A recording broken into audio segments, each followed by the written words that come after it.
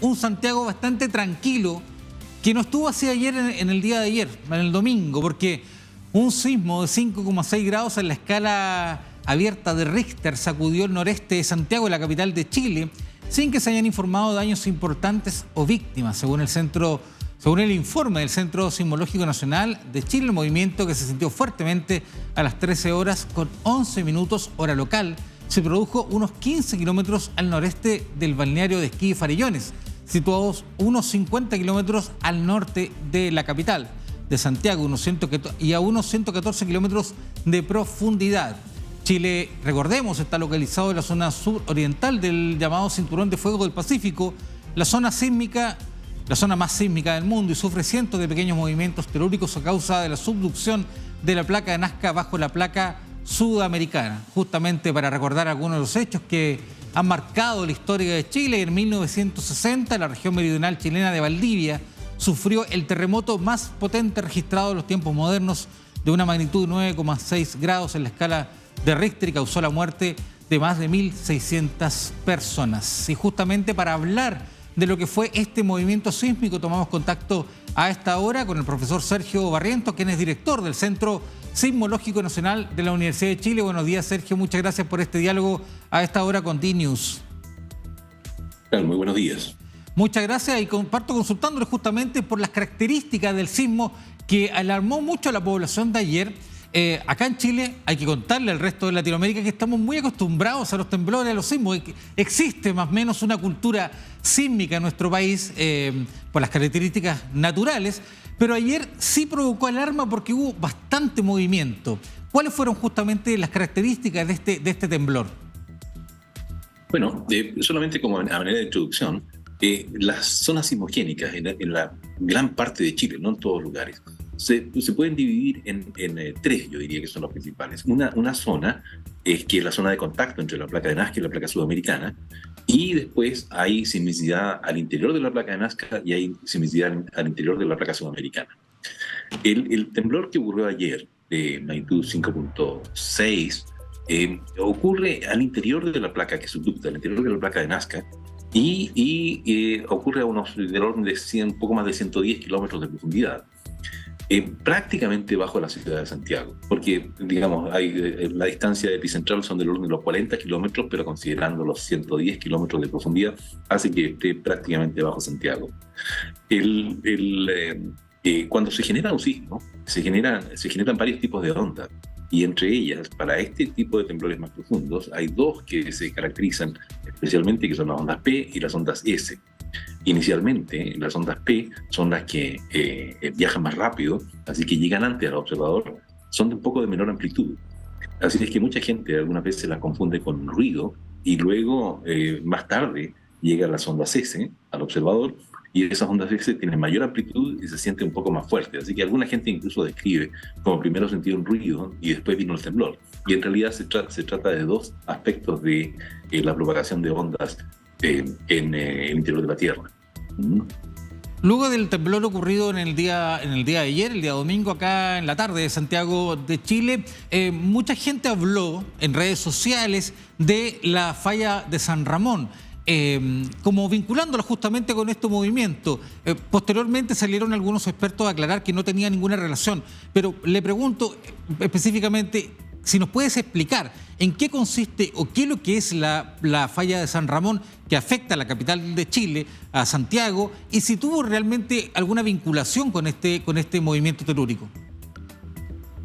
Sí, se trata de lo siguiente. La falla de San Ramón es una falla que está ubicada al interior de la placa sudamericana, en la parte más superficial.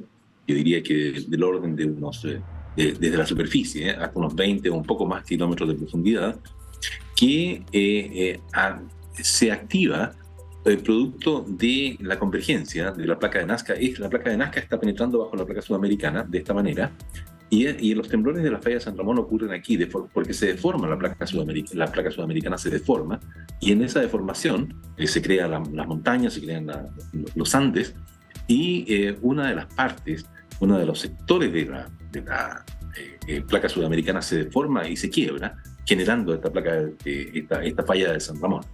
Esta ocurre aproximadamente frente a la longitud o latitud de Santiago, se ha identificado muy bien entre dos ríos, entre el río Mapocho, un poco más al norte del río Mapocho y un poco más al sur del río Maipo, y esta falla que se había identificado anteriormente, solamente en los años recientes, en los años, digamos, los últimos 20 años, se ha caracterizado y se ha determinado que ha habido dos grandes eventos sísmicos de magnitud del orden de 7 o un poco más, acomodando esta deformación en los últimos 17.000 años. Es decir, 17.000 años el anterior y el último que ocurrió hace unos 8.000 años atrás. Eso es lo que se conoce en este momento, gracias al trabajo de los académicos que se han dedicado a estudiar esta falla.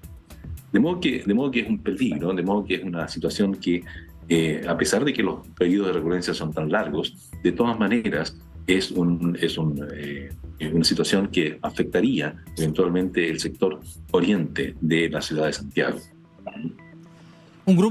Sí, respecto a ese mismo tema, hay un grupo de parlamentarios que están impulsando justamente medidas legales, legislativas, para evitar, por ejemplo, la construcción en las zonas que estén vinculadas justamente a esta falla de San Ramón, que, como usted explicaba, cruza el sector oriente de la ciudad de Santiago. ¿Usted cree que es importante que se legisle respecto a esto, por ejemplo, a las construcciones? Ya sabemos que existen muchas de esas zonas que ya están construidas. Hay viviendas, hay empresas que están instaladas en la cercanía justamente de esa falla.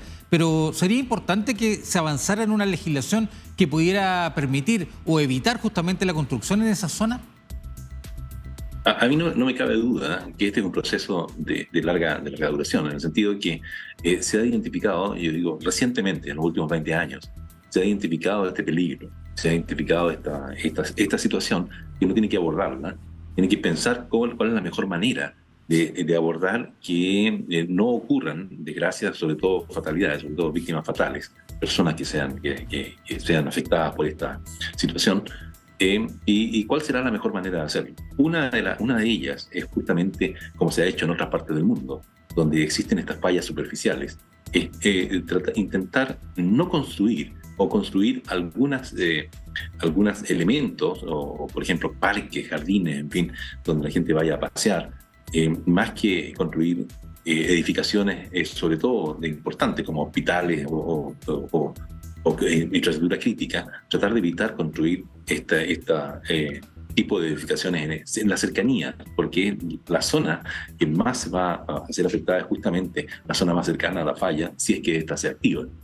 De manera que, como digo, es un proceso de largo, estamos recién reconociendo el peligro, en los últimos 20 años se ha hecho estos estudios, de manera que ahora hay que tomar las medidas adecuadas para el futuro, esperando que si ocurre un terremoto en esa región no ocurra prontamente, no ocurra muy cerca en el tiempo, sino que preparándose más bien en la perspectiva de largo plazo.